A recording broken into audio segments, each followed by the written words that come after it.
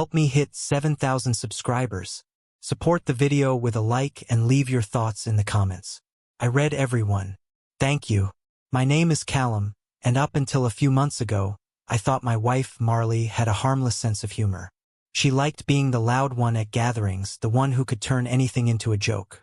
I always admired that about her, how she could walk into a room full of strangers and walk out leaving them laughing. I'm quieter, more reserved, the kind of man who listens first and speaks only when I have something to say.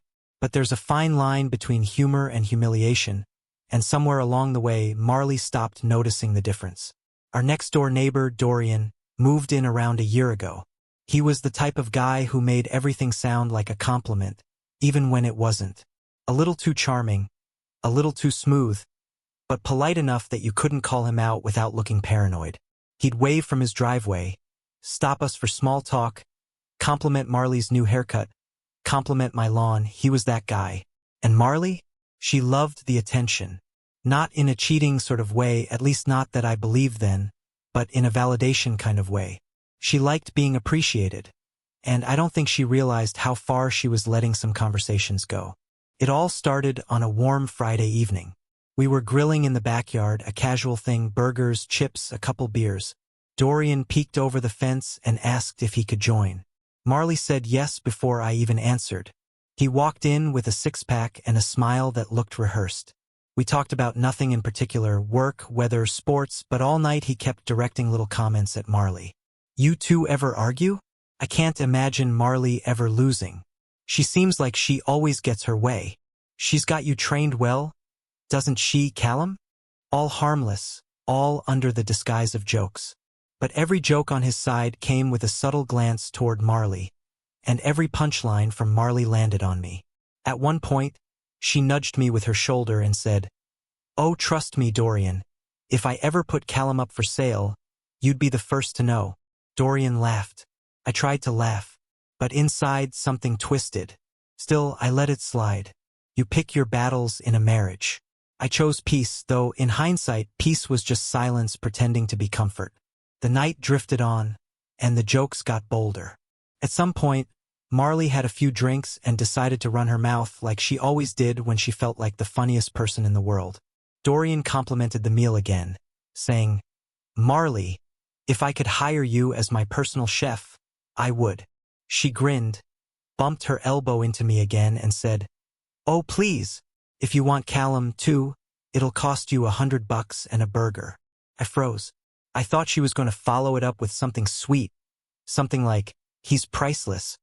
But no, she just smirked, waiting for him to laugh. Dorian paused for a second, then slowly reached into his wallet. He pulled out a crisp $1,000 bill stack, held together with a money clip, and tossed it on the table with a flourish. "Then I guess I'll overpay," he said, smirking. "He looks like more than $100 to me." Marley burst out laughing. Not a light giggle, not a playful chuckle, but a full, uncontrollable laugh. Leaning forward, holding her stomach, wiping tears from her eyes. And me? I felt like someone had poured ice water down my spine. I waited for her to say, "Come on, Dorian. I was just joking." I waited for her to hand the money back, or at least push it toward me, embarrassed. But she didn't. Instead, she slid the stack of bills across the table and said, "Deal." Another joke, another laugh. But this time it didn't sound like humor anymore. It sounded like disrespect wearing humor as a mask. Dorian raised a brow, amused, like he didn't expect her to go that far. "All right then," he said. "Guess Callum's mine for the weekend." The laugh Marley gave then, sharp, loud, careless, was the one I'll never forget. I didn't yell. I didn't storm off. I just sat there, the night air heavy around me, wondering how many jokes had slowly chipped away at my dignity without me noticing. Because the worst part wasn't the money. It wasn't the neighbor. It wasn't even the joke. It was that she didn't notice she'd crossed a line, and I didn't trust myself to tell her where the line even was anymore. Marley didn't say a word about it for the rest of the night. Not a single apology. Not a single, "Hey, maybe that went too far." She went inside humming, carrying the $1,000 like it was some kind of party favor she'd won for telling the best joke. I stayed outside long after the grill cooled and the backyard lights shut off. I watched the stars and tried to convince myself I was being too sensitive, that it was all a misunderstanding, a joke blown out of proportion. But the more I replayed the moment, the worse it felt. Not because of the joke itself, but because for a split second, her laughter was more important to her than my dignity. The next morning, she acted like nothing happened. She made coffee, scrolled through her phone, and casually mentioned that she might use her winnings for a spa day. Her winnings. That phrasing alone made something inside me harden. I waited until she sat down before I finally said, "Do you realize how that looked last night?" She glanced up with a shrug. "It was a joke, Callum. Don't be dramatic." "There's joking," I said quietly. "And then there's disrespect." She rolled her eyes. "Oh, please. You're acting like I actually sold you. Dorian knows it was all fun." "You didn't deny it," I said. "You didn't even hesitate. You took the money like it meant nothing." She smirked. "Well, we needed extra cash, didn't we?" That was the moment I knew something was broken. Not shattered, because shattered means something used to be whole. This was more like realizing a crack had been there for years, widening every time she used humor as a weapon instead of a bridge. But I didn't confront her further. You can't argue someone into respecting you. Still, something had shifted. I became quieter, more observant. I watched how she treated me, how she brushed aside anything serious with a joke, how she dismissed any hurt with, "You're too sensitive." And 2 weeks later, something else happened. I was coming home from work when I saw Dorian outside, cleaning his car. He waved me over. I hesitated, then walked toward him. "Hey, Callum," he said casually. "Listen, I hope that night didn't bother you too much." I didn't answer. He continued, lowering his voice. "Your wife, she likes pushing limits, doesn't know when to stop. But for what it's worth, I never meant anything disrespectful." I stared at him, confused. "Why are you telling me this?" He sighed. "Because she came by yesterday, dropped off a bottle of wine, said it was a thank you for playing along." I froze. Marley never mentioned seeing him. She never mentioned any wine.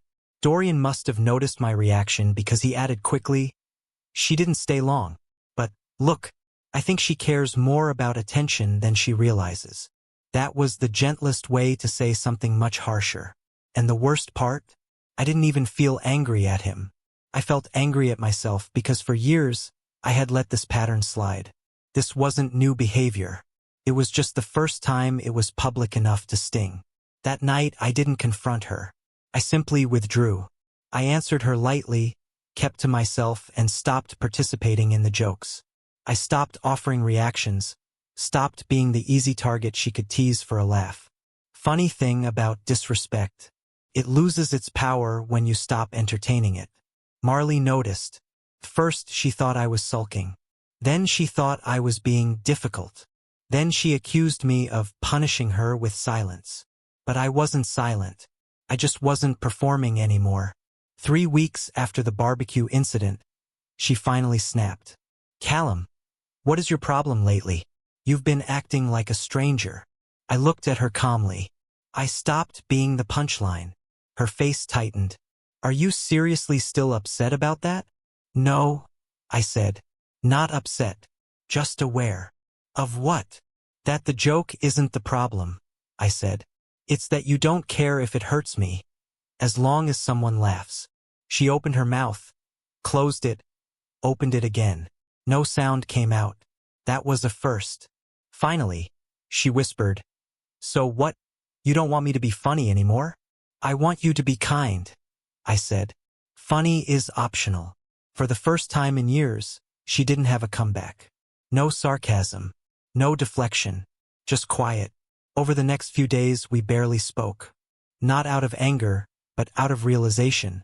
We were finally seeing each other clearly, without the haze of jokes and forced laughter. And then, one evening, she came into the living room holding the stack of bills. "I'm giving this back to him," she said softly. "I thought it was funny. I didn't think about how it made you feel." "I'm sorry." Her voice cracked when she said it, And for a moment, she looked like the woman I married. Someone who could laugh without tearing down. Someone who could love without performing. I took a breath. A long, steady one. "You don't need to return it," I said. "Just don't spend it." She frowned. "Why?" "Because it's the most expensive joke you've ever told," I said. "And it bought us the truth." She sat down next to me, quietly, like she didn't trust her own voice anymore. For once, silence was safe. Not cold, not distant, just honest. Some jokes break the tension. Some jokes break the trust. But sometimes a joke breaks the illusion you didn't realize you were living under. And when that illusion shatters, what's left isn't always comfortable. But it's real. And I'll take real over funny every single time.